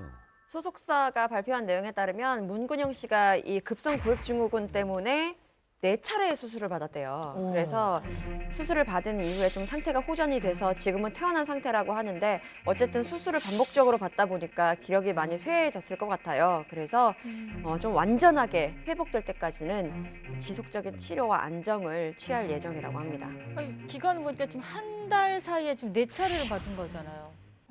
한 달 동안 수술을 4번 받다니까 진짜 완전히 네, 몸이 힘들 망가졌을 거예요. 것 같아요. 이거 수술한 사람한테 얘기를 들어보니까 또 다리를 한 사람인데 거기 상처도 수술을 받다 보니까 상처도 조금 크게 남는다고 하더라고요. 아이고. 어쩔지 모르겠네요. 또 문근영 씨는. 네. 문근영 씨가 하루빨리 건강을 회복해서 복귀 소식을 들려줄 수 있기를 간절히 바랍니다. 박보영 씨나 문근영 씨 이전에도 아역 배우에서 성인 연기자로 잘 자리 잡은 분이 있었죠. 그야말로 잘 자란 아역 배우의 원조가 아닐까 싶습니다. 배우 장서희 씨입니다. 네, 장서희 씨 최근에 언니는 살아있다로 한 1년 정도 됐죠. 1년 만에 이제 컴백을 했는데 장서희 씨 막 굉장히 무명 시절이 길었고 우리가 알기로 89년에 MBC 공채 탤런트 19기 그때 19기가 뭐 변수정 씨라던가 뭐 오연수 씨라던가 그때 19기가 꽤 많아요 제 기억에. 근데 그 중에 한 명이에요.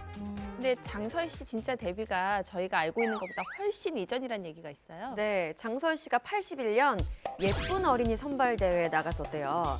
사실 근데 이 대회는 장서희 씨의 둘째 언니가 출전할 계획이었는데 이 둘째 언니가 초등학교 오전반이었던 거예요. 그래서 그 대회 시간이랑 겹친 거죠. 그래서 평소에 예쁜 왕관을 쓰고 싶었던 장서희 씨가 대신 출전을 했다고 합니다. 자매가 다 예쁜가 봐요. 그러니까 다 예쁜가 봐요. 뭐 이러다 보면 이제 대충 감이 오지 않나요? 친구 뭐 따라가거나 아니면 언니 계시는 일 가다 보면 당연히 또 진이 됩니다. 아우. 진으로 선발이 됐고 또 때마침 그 심사위원 자리에 앉아있던 분이 광고 관계자가 마음에 들어해서 마요네즈 CF로 데뷔를 하게 됐어요.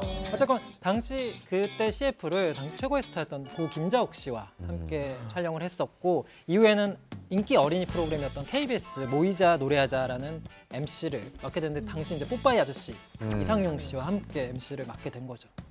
여기에 또 한 가지 비화가 있습니다. 그 이상용 씨 관련된 부분, 이상용 씨는 당시에 굉장히 잘 나간 MC였고요. 뽀빠이 이미지로. 근데 이상용 씨가 장서희 씨를 직접 MC로 발탁을, 그러니까 뭐 선발했다고 해야 되겠죠. 그래서 장서희 씨가 나중에 자기가 은인 중에 한 사람이 있는데 정말 은인 중에 한 사람이 바로 뽀빠이 이상용 선배님이다. 항상 감사드리고 고맙다 이런 얘기 한 적이 있습니다. 뿐만 아니라 스크린에서도 굉장히 두각을 나타내는데요. 정말 당대 최고의 배우들의 딸로 열연을 했습니다. 그 리스트를 좀 보면요. 81년도에는 친구여 조용히 가다오라는 영화에서 신성희 씨의 딸로 열연했고요. 82년도에는 화녀라는 영화에서 김지미 씨의 딸로 또 열연했습니다. 그리고 83년도에는 3일 낮, 3일 밤이라는 영화에서 가수 나훈아 씨의 딸로 또 열연을 했습니다. 정말 쟁쟁하죠. 최고의 스타들의. 이후에 이제 우리가 알던 것처럼 장서희 씨가 1989년에 MBC 19기 공채 탤런트가 합격이 돼서 이제 성인 연기자로서 본격적인 이제 변신을 시도했는데 이제 같이 그때 동기였던 사람들이 오연수 씨, 박지영 씨, 이창훈 씨 뭐 이런 분들은 주인공을 한 번에 척척 맡았어요. 근데 반면에 장서희 씨는 이상하게 이게 좀 리포터, 뭐 단역, 조연을 꾸준하게 했음에도 불구하고 기회가 잘 찾아오지 않아서 무명의 시간을 좀 오랜 시간을 가져야 했습니다. 그런데 드디어 장서희 씨에게 드라마에 캐스팅됐다라는 소식이 들려옵니다. 무명 시절을 굉장히 길었기 때문에 얼마나 기쁜 소식이었겠어요. 그래서 의상도 구입하고 대본도 연습도 엄청 열심히 했는데 다 소용없는 일이 돼버리고 말았다고 합니다. 왜냐하면 촬영 직전에 다른 배우로 교체가 됐대요. 그래서 얼마나 진짜 울분이 쌓여가지고 울분을 참지 못한 장서희 씨 어머니가 직접 방송국에 전화를 하기도 했었고 장서희 씨는 이제 연기 활동 못하겠다라고 포기하고 싶은 순간이었다고 합니다. 이렇게 힘든 일이 있을 때마다 장서희 씨가 방송국 내에서 찾는 곳이 있었다고 해요. 바로 지하에 있는 화장실이었다고 하는데 이 화장실은 거의 울기 전용 화장실이었다고 합니다. 힘들 때마다 화장실에 가서 홀로 울곤 했다라고 어느 한 방송에서 인터뷰에서 밝히기도 했어요. 방송국 화장실에서 울기가 진짜 좋은 게 저도 신인 시절 때 방송국에 화장실이 칸이 많고 일단 여자들은 들어가면 다른 칸이 있기 때문에 오랫동안 안 나와도 상관이 없어요. 그리고 되게 많이 울었던 기억이 있어요. 근데 사실 20년 동안 무명 생활을 겪었다 그러면 진짜 하고 싶지 않았을 텐데 제가 감정이입해보면 저한테 20년 동안 낙선자로 살라 그러면은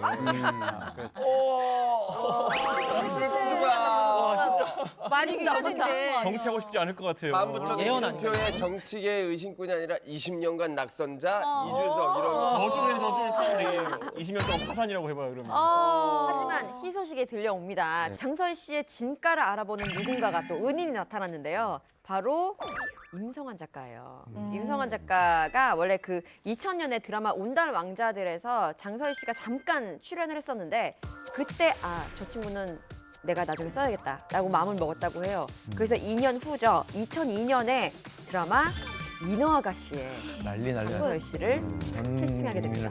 당시 장서희 씨는 일생일대의 기회이자 내 인생을 바꾼 작품이다라고 말을 할 정도로 정말로 이거 아니면 죽는다라는 각오로 연기에 임했다고 해요. 참 오랫동안 무명 생활을 거쳤는데 이 작품을 통해서 이제 비로소 이 임성환 씨의 이 작품이 이 인어아가씨가 시작은 8%로 시작했습니다. 근데 나중에 47%로 종영을 했는데 사실 이 드라마는 막장이라는 사실 꼬리부터 붙었던 작품이에요. 그런데 시청자들이 막장 드라마는 욕하면서 본다는 것처럼 굉장히 시청률이 높았고 덕분에 장서희 씨의 어떤 존재감을 확실하게 했고 그래서 20년간의 무명 생활을 종견시키는 그런 작품이 됐습니다. 그래서 그해 연말에 MBC 연기 대상에서 정말 대상을 포함한 총 5개 부분에서 상을 차지합니다. 그런데 장서희 씨가요, 그 연기 대상까지 받았음에도 불구하고 그 이후에 또 마음고생이 심했다고 해요. 마음고생이라뇨. 지금 계속 고생하다가 빵 터졌는데 쭉 달리면 되는데 도대체 무슨 마음고생이 있다는 얘기죠? 너무 잘 되고 보니까 그 안에 좀 속사정이 있었다고 하는데요. 사실 이런 얘기 있잖아요. 뭐 물 들어올 때 노조라고. 노조라고 그런 마음으로 찾아줄 때 일을 열심히 하자라는 생각 때문에 바로 차기작 그냥 바로 들어갔대요. 근데 이노 아가씨가 워낙 빵 뜨다 보니까 그거에 못 미치는 성적으로 좀 마음고생을 한 것 같아요.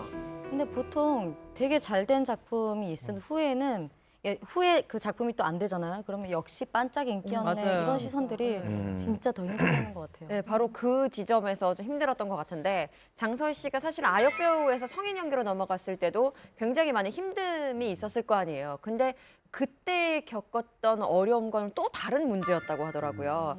그때 당시의 심경을 추후에 전했었는데 제 꿈을 펼치고 싶은 그런 연기가 아니라 타인의 기대에 부응해야 하는 남을 위한 연기로 변질이 되더라. 그게 힘들었다라고 하면서 또 어느 정도 위치에 있다가 훅 떨어지는 게 이런 거구나라고 체감을 했다고 해요. 다행히 2008년 아내의 유혹으로 다시 정상에 오르게 됩니다. 그동안 반짝 스타다, 역시 뭐 조연감이다, 뭐 이런 좀 안 좋은 얘기들이 많았는데 결국 이 드라마로 또 다시 장서희 씨를 좀 사람들이 추켜 세우기 시작했는데 하지만 당시 장서희 씨는 나는 타인의 평가에 흔들리지 않겠다, 그냥 내 길을 가겠다. 라는 얘기를 해서 굉장히 화제가 됐었고 또 내공도 좀 빛이 났던 것 같아요. 사실 뭐 눈가에 점 하나 찍었는데 다른 사람으로 돌아오는 지금 생각해도 말이 안 되고 그때도 말이 안 되는데 말이 안 돼, 저건 왜 저래 이러면서도 욕하면서도 봤던 기억이 저도 나는데 정말 생각하면 생각할수록 황당한 캐릭터지만 어떻게 보면 장서희 씨가 연기를 그만큼 진정성 있게 했기 때문에 설득력이 딱 받쳐졌던 그런 배역이 아니었나 근데 뭐 싶어요. 아직까지도 개그 프로그램이나 어디서든 변신을 위해서 하는 건 점이에요. 점 찍고 그리고 음악 꼭 같이 죽여버리겠어. 나오잖아요. 나나나나나 어느 순간 왜 너는 나를 만났어? 하지 왜? 마. 갔었어. 하지 마. 조금 그렇게 장서희 씨가 이 아내의 유혹이라는 작품을 만나면서 2002년에 대상을 한번 받았었잖아요. 근데 7년이 지난 2009년에 또 한 번 대상을 거머쥐게 됩니다.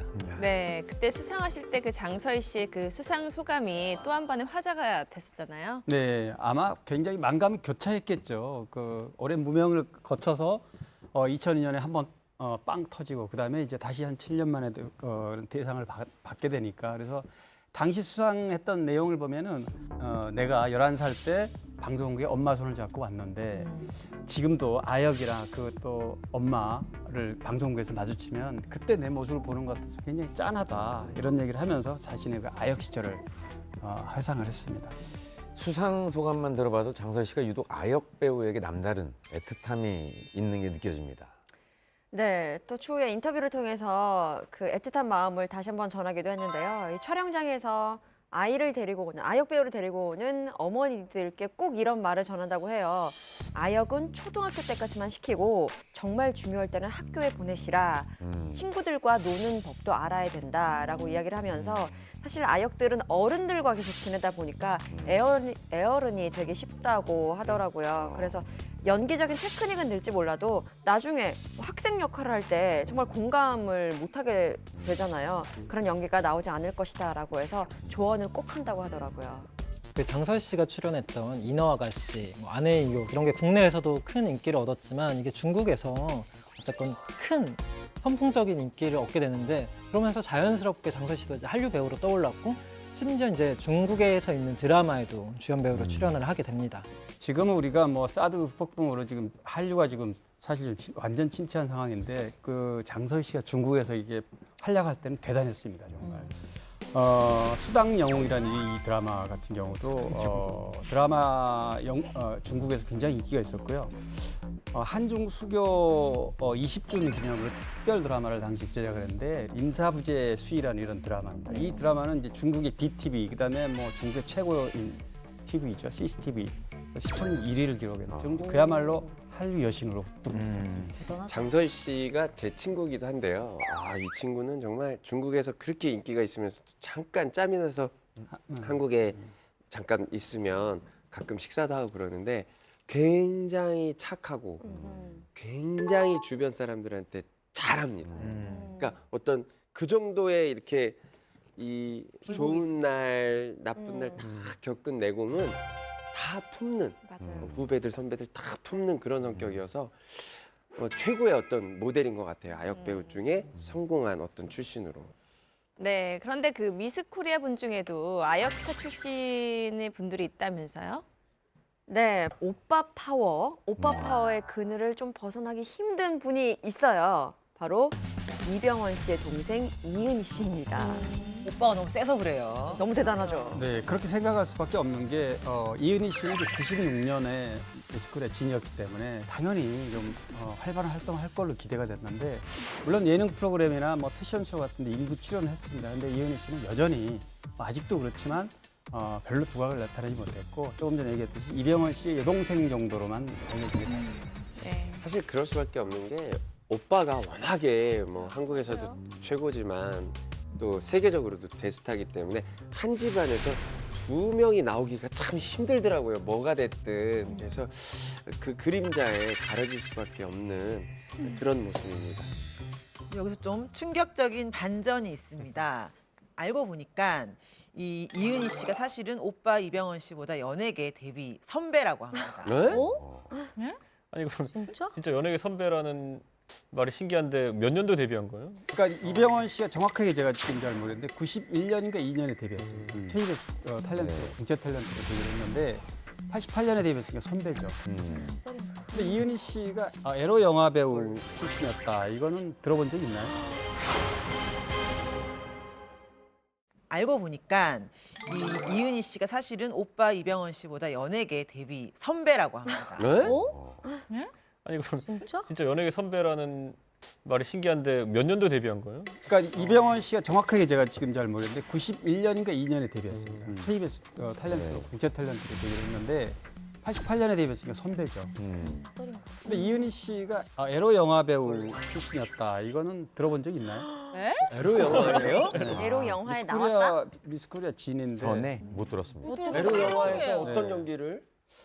88년에 이제 가루직이라는 영화가 있습니다. 88년이면 80년대가 좀 시대적으로 약간 그 에로틱한 영화가 굉장히 전성을 이뤘던 그 시기입니다. 이대근 네, 이대근 가루직이. 씨, 뭐 김문희 씨, 김출연 씨 이런 분들이 출연했던 작품인데 물론 이제 아역으로 출연했죠. 이 작품에. 아역으로. 네, 그래서 이게 아역으로. 에로 영화의 아역은 근데 되게 에로 이상한 배우- 것 같은데요? 그런데 이제 그 옥녀와 병강세 얘기인데 네. 옥녀의 어린 시절 그 업고 가는 아기 역할로 이게 나왔다고. 실제로 뭐 이와 관련된 비화를 본인이 방송국에 나와서 얘기한 적이 있는데 당시에 같이 그 권민중 씨랑 출연을 했는데 그 영화에서 뭐 이은희 씨가 밭을 지나가면 농작물이 다 후루룩 떨어졌다 뭐 이런 얘기 이게 약간 좀 그만큼 강한 여자다. 정력이 좋았다 강하다 뭐 이랬던 영화에서 그랬나 영화에서. 보네. 영화에서. 실제로 그러면 영화 자체가 이제 병강세 옥녀 얘기다 보니까 굉장히 과장됩니다. 네. 예를 들면 소변을 봤는데 뭐 강물이 흘러내려간다. 이렇게 과장되는 부분이기 때문에. 그럴 수도 있잖아요. 할 수 있지 뭐. 아니, 오래 그 참았다가 그 영화 막 고기 깨지고 막 그러고 막 맞아요. 나오고 네. 뭐 그런 폭포 떨어지고 그래요. 근데 이은희 씨는 그 미스 코리아 당선 이후에 뭐 별다른 활동을 하지 않으시지 않으셨나요? 이은희 씨가 연예계 활동을 하는 걸 강력하게 반대하는 사람이 있었기 때문인데 그 사람이 바로 오빠인 이병헌 씨. 어쨌건 아역 배우 위에 잠깐 활동을 접었지만 그 이후에도 장래 희망에 대해 적으라고 하면은 배우나 가수나 개그맨이라고 적었대요. 근데 이제 엄격한 이병헌 씨가 이걸 극구 반대했던 거죠. 말렸던 거죠. 나갔던 거죠. 반대했으나 계속 좀 꿈을 이루려고 노력을 했다고 합니다. 실제로 그 미스코리아 당선된 이후에 가수 오디션을 본 적이 있는데 근데 이 사실을 안 또 이병헌 씨가 엄마에게 전화를 걸어서 절대 데뷔시키면 안 된다. 반대한다라고 강력히 요구를 해서 오디션 자체가 뭐 해프닝으로 마무리가 된 거죠. 이은희 씨는 뭐 오빠의 후광 때문에 스타로 성장할 수도 있었지만 결국 오빠의 반대로 연기자 이은희 씨의 모습은 볼 수가 없었네요. 네. 정말 예쁘고 재능 많은 친구인데 참 아까워요. 오늘 풍문쇼에서는 아역 배우의 빛과 그림자를 주제로 함께 이야기해봤습니다. 사실 아역 배우로 인기를 얻다가 사라지면 상실감을 느끼는 아역 배우들도 많다고 합니다. 하지만 영원한 스타는 없다. 부침을 견뎌내다 보면 진정한 연기자가 될 수 있다라고 배우 최불암 씨가 이야기한 적이 있습니다. 이 말대로 많은 아역 배우들이 힘든 상황 속에서도 잘 견뎌 좋은 연기자로 거듭나기를 바랍니다. 네, 오늘 저희가 준비한 풍문은 여기까지입니다. 다음 주에는 더 쇼킹하고 뜨거운 풍문으로 찾아오겠습니다. 여러분 감사합니다. 감사합니다. 고생하셨습니다.